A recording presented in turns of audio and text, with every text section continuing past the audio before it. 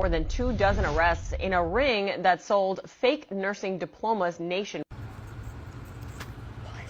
Of course Miami. Of course it's Miami. I grew up in Miami. It's like the scam capital of the world.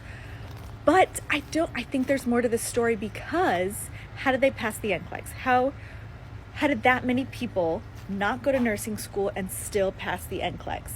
It's not that easy. You can't just sit for the boards and figure it out. I think it goes way deeper than the fake degrees. I think there's someone in the State Department, specifically in Florida, who are participating in a bigger scam, that are letting these people pass the NCLEX.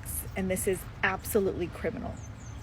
It almost like it takes away from people like me, other nurses who busted their ass in school and busted their ass studying for the NCLEX.